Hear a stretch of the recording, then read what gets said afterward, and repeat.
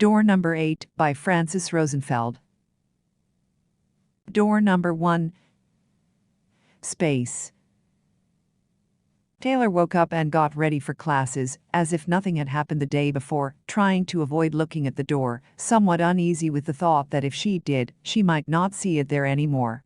The first day was filled with the trepidation of adjusting to new settings and finding her way through the maze of buildings and hallways, and in all the excitement she almost forgot about the class that was supposed to start at 4. She hadn't had anything to eat the whole day and stopped almost without thinking at the cafeteria for a quick bite. She thought she recognized the casual demeanor and the black hair, which she only saw from the back, and didn't remember where to place it first, and then, all of a sudden, it all came back to her, just as the clock struck 4. So much for our class and not being late, she thought, somewhat annoyed that she even took the guy seriously. Disappearing doors notwithstanding, there was no reason for her to listen to anything he had to say, and his self-appointment as an authority figure only served to remind her that she shared a door with a complete stranger. Somebody is pulling a prank on me. Her old thought resurfaced. But who, and for what reason, really? She was just a random person, as average as they come, one of the many anonymous faces populating the campus, and quite forgettable, if she were to judge by how many of her teachers found it difficult to remember her name. She didn't want to confront her uncomfortable neighbor, and tried to squeeze by unnoticed and park herself at one of the tables in the back, eager for a warm cup of soup. "Do you come here often?" A familiar voice whispered from behind. She could almost feel the ironic smile that accompanied the question. Her shoulders tensed and she turned around reluctantly, trying to balance the exact blend of rejection and tact she deemed appropriate for the current situation. She didn't find it, so she fell back on the learned patterns of socially acceptable behavior that seemed to have served her well in the past. Since her mother had the habit of taking everything personally, Taylor had developed much better diplomatic skills than one would have expected of somebody of such a young age, and those skills had spared her quite a few unpleasant scenes that she was very happy to live without. "It's only been a couple of days," she replied. "I'm not sure that qualifies as often." "What are you having?" He made herself at home at her table, and she thought, "Oh, great. Now he's never going to leave." She crushed a few choice words between her teeth and smiled out of habit, compelled to respond by the good breeding her mother had worked so hard on. "Soup," she answered, and then figured it would be impolite not to reciprocate, and despite her better judgment, continued the conversation. "How about you?" He didn't answer, deep in thought, as if he was looking at pictures inside his mind, completely detached from the surroundings. Taylor cursed herself for being such a pushover, ordered her soup, and decided to ignore the intruder as much as she could. "I'm sorry, what did you say?" He suddenly came back to life, as if he hadn't even been there for the last 15 minutes. She did her best to make it evident, through nonverbal cues, that she found his behavior unacceptable, but he didn't seem to get any of them. He ordered a coffee and went back to his mental imagery, as if she wasn't there. Why did he bother to come to this table at all? Taylor fumed internally. She was tired, the day had been a roller coaster, and she really didn't have the emotional resources necessary to put up with the whims of a stranger, and the fact that their room adjacency forced some basic form of interaction on them made the situation doubly unfortunate. "So," he said, unperturbed by the hostile stance, "have you given any thought to our class project?" "Listen," she snapped. "I don't mean to be rude, but it's been a long day, and I was hoping for a few minutes alone to rest and sort out my thoughts, so, if you don't mind," she suggested, mortified by being forced into a confrontation she had done everything she could to avoid. "Care to share any of those thoughts?" he asked, as if the previous suggestion didn't have anything to do with him. "No," she blurted, shuffling uncomfortably in the chair and wondering what could she possibly say to this person to make him leave. "I think your soup is getting cold," he pointed out. Taylor finished her soup, which was indeed no longer at its peak temperature, peeved by the fact that this little comforting detail was spoiled for her too. He sat in silence, waiting for her to finish eating while sipping on the coffee with a pleased grin. He then took out a notepad from his backpack and scribbled in it for a while, until she got up, ready to leave. Wait for me, please." He rushed to pack up his stuff as she walked away, and caught up with her, just as she was passing through one of the stone gates leading out of the campus. "Oh, good. We're here?" he exclaimed.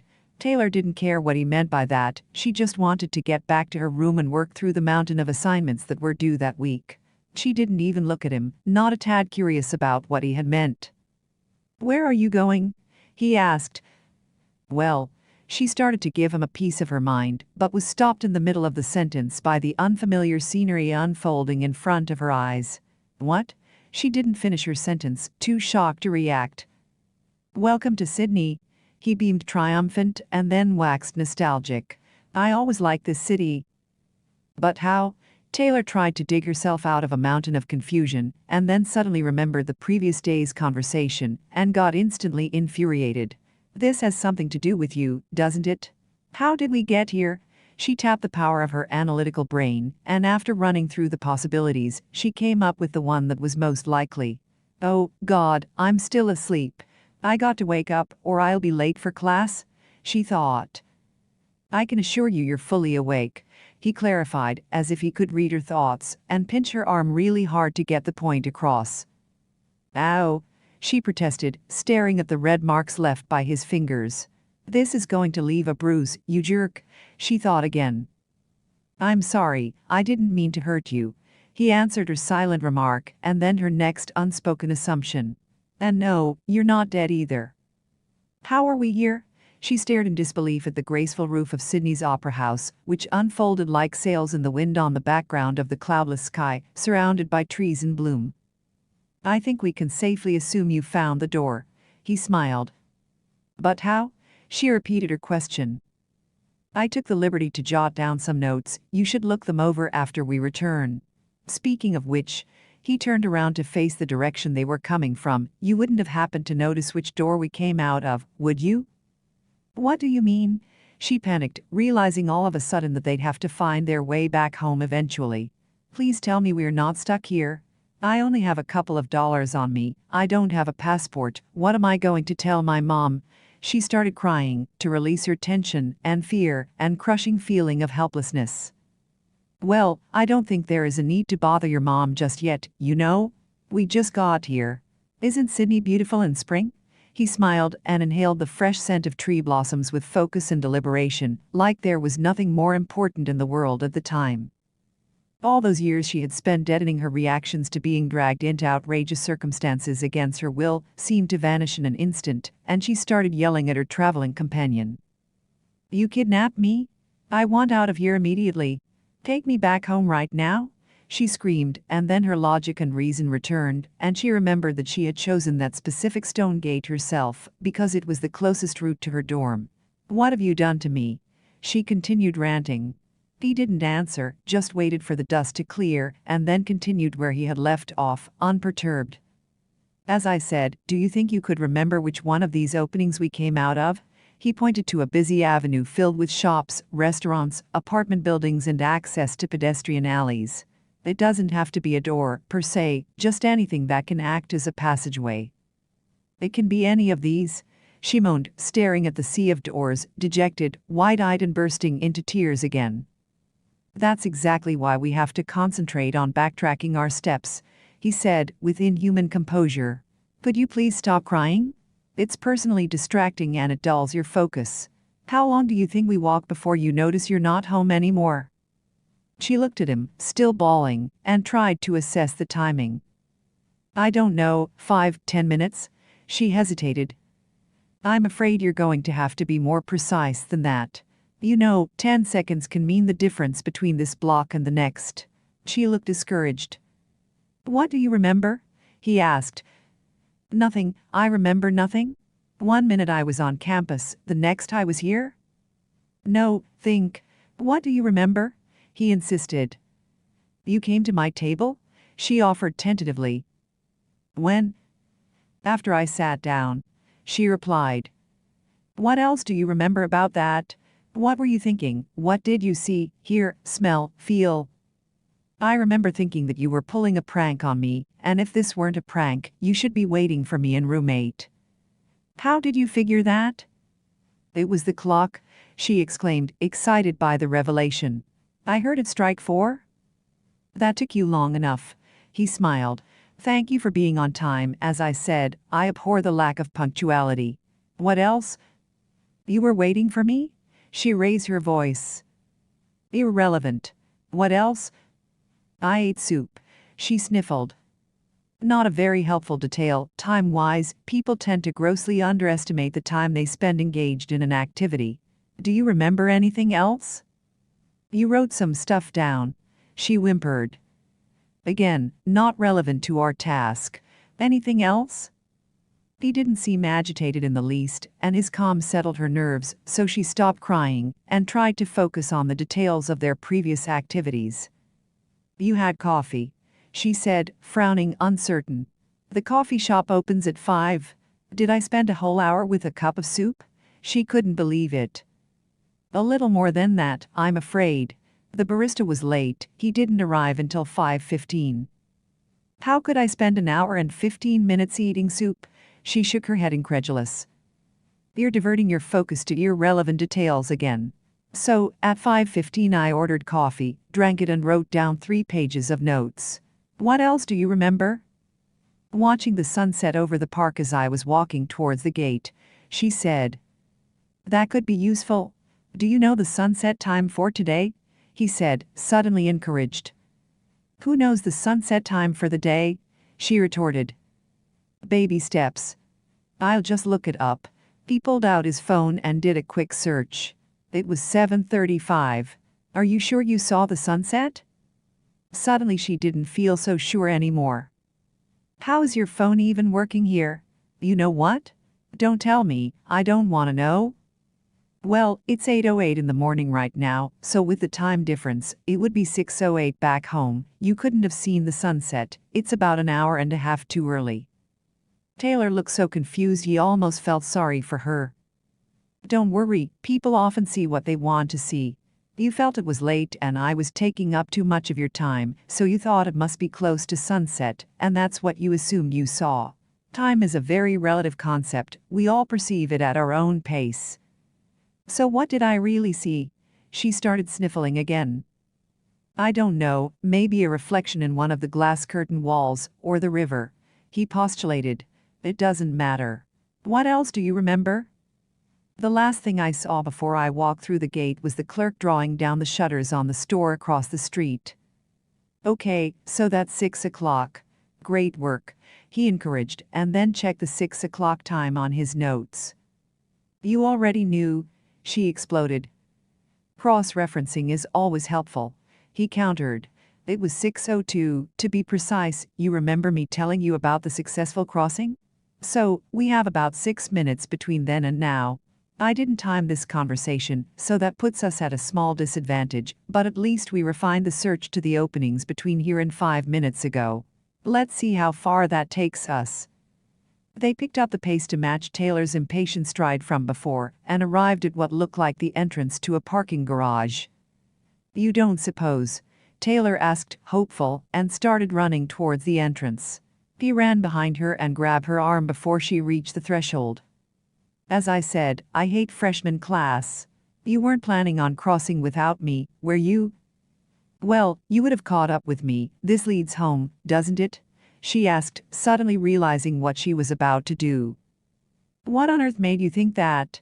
There are doors everywhere. This might have opened to the middle of the ocean, or a planet on the other side of the galaxy. He frowned, irritated. Judging by your luck, one without an atmosphere. So, what if we both pass through the door and end up in deep space? She started reconsidering her options and quickly assessed how long it would take the embassy to verify her citizenship and help her with repatriation procedures. I've been teaching this class for decades. Give me some credit, will you? Since I'm still here, I obviously did not expose myself to space, he mumbled in a really crabby mood, which made Taylor assume the class wasn't exactly proceeding as planned. And stop looking for a door. A passageway can be anything that connects two otherwise disjointed spaces: a bridge, a crosswalk, a teleconferencing session, a bus. Remember that the return portal always has some property that reminds you of the point of entry. Look around. What do you see that feels reminiscent of the stone gate? It does not have to be physically accurate. It is more of an emotional response. The garage opening wasn't a bad choice, but that's not it. She looked around, but nothing looked familiar, nothing that would draw her attention enough, so she sighed and looked down, surprised by the fact that she'd been standing on top of a storm grill the entire time. How strange, she thought, they make storm grills out of perforated concrete here, and then realized that her traveling companion had started laughing. "Well, I've done worse," he conceded. "You don't seriously consider going down the storm drain, do you?" she asked, alarmed. "Unless you want to stay here," he replied, "that's our ticket home." "And how are we going to go through it together?" she asked, suddenly recovering her smart aleckness. "Hold my hand and jump," he said, and pushed her in first. "Well, it looks like our class is over. I'll see you tomorrow at 4. He told her, as if nothing had happened at all, and she realized she was in room number 8, sitting in her chintz chair and looking at the door that opened to her room. "Don't forget to read your notes, there will be a quiz later. And take some time to ground yourself and get reacquainted to your surroundings. As I said, time can be a pretty personal experience, you don't want to look disoriented." Taylor went back to her room and took a few minutes to stop shaking, and then just sat on her bed with her arms wrapped around her knees for an indefinite amount of time, her mind voided of any thoughts. She was brought out of her trance-like state, which would have made her the envy of every lady in her mother's yoga class, by a familiar knock on the door. It was Christine.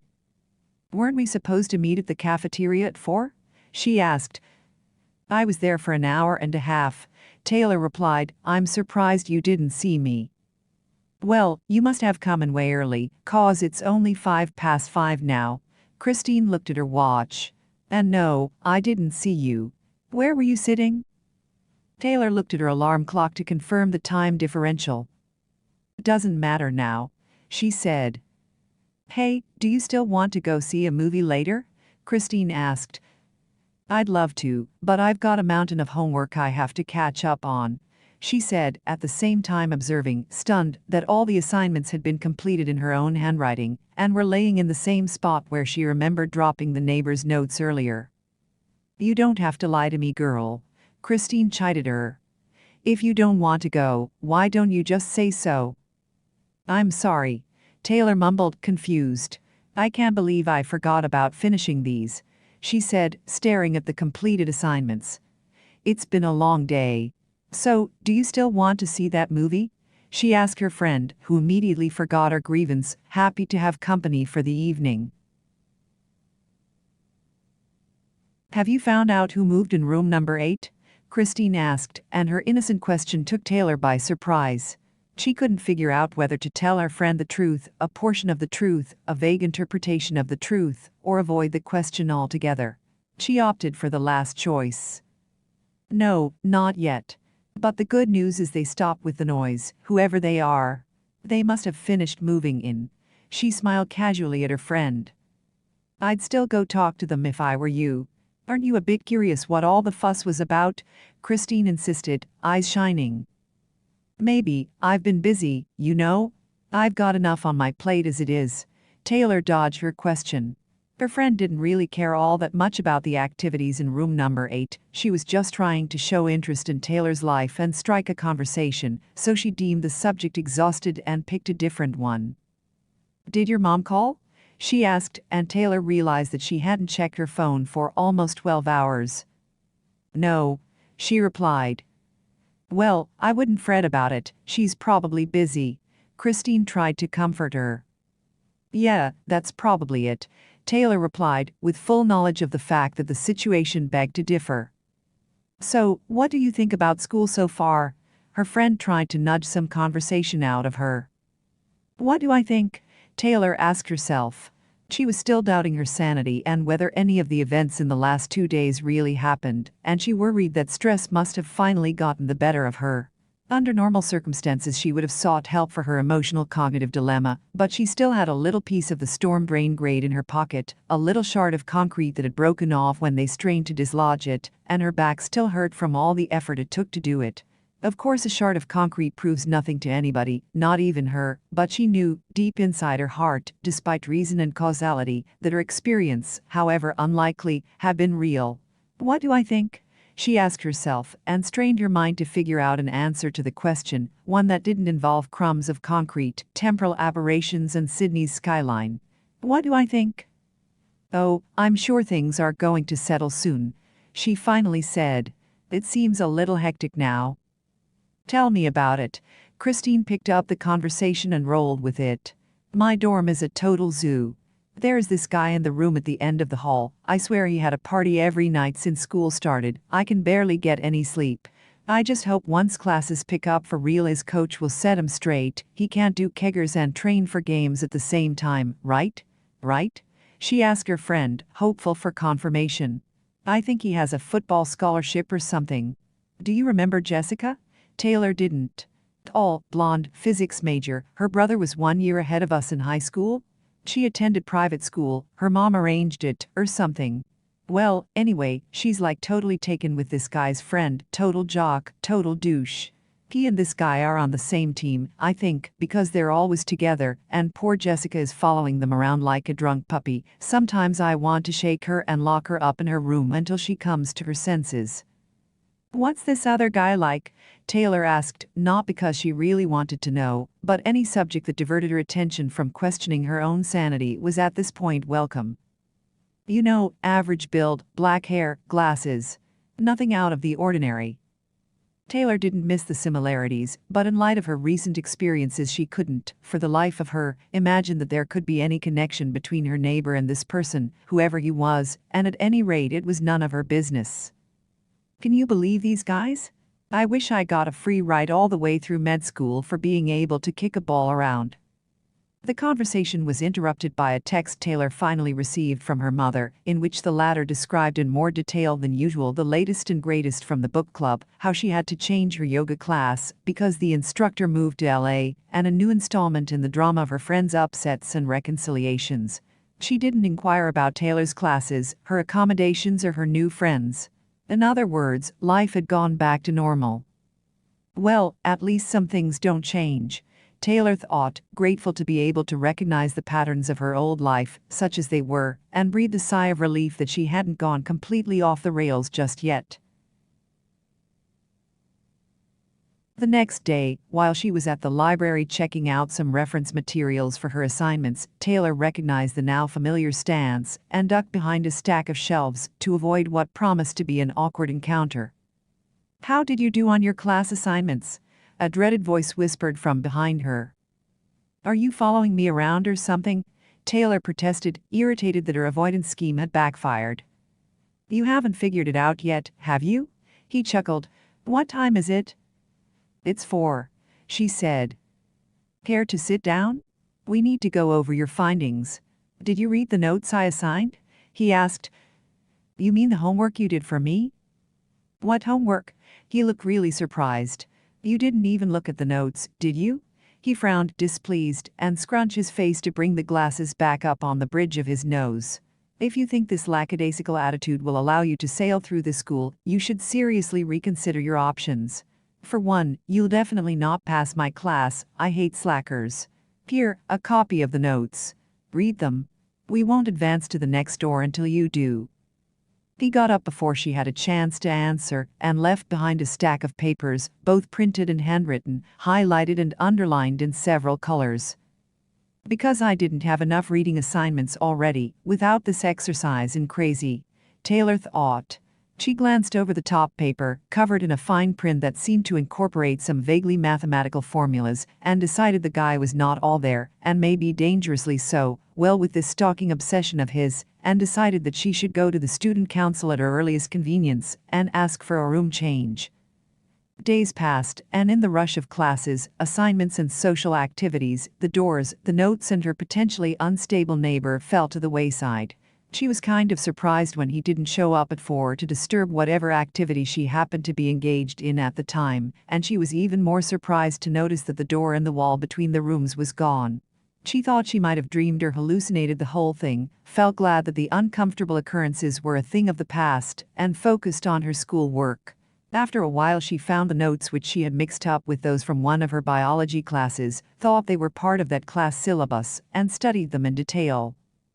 She was kind of surprised as of why she had to learn about the folding of hyperspace and wave harmonics in the middle of a course on phenotypic plasticity and polyphenism, but because she had taken the criticism about her lack of discipline to heart, she did her best to cover the material, even if she hardly understood any of it. She just hoped that whatever this was about would not show up on the midterm, filled in the questionnaire to the best of her abilities, and called it done. The following morning, the first thing she saw when she opened her eyes was the fateful door on the wall in front of her. Oh, God, please make it go away. She closed her eyes really tight, in the hope that when she opened them again the cursed door will be gone. 15 minutes later, it was still there, so she avoided staring at it the best she could, got ready for school, and spent every spare minute with her friend Christine and her latest gossip. On her way back to the dorm, she rolled her fingertips over the little shard of concrete in her pocket and wondered what, if any, of that experience had been real, and if any, if it had been, what kind of fool finds herself in Sydney in the blink of an eye and spends her entire time there crying and panicking, instead of looking around and enjoying the view. She vowed that the next time she found herself accidentally stranded in Zanzibar or Phuket or some other equally exotic destination, she wasn't going to repeat that mistake.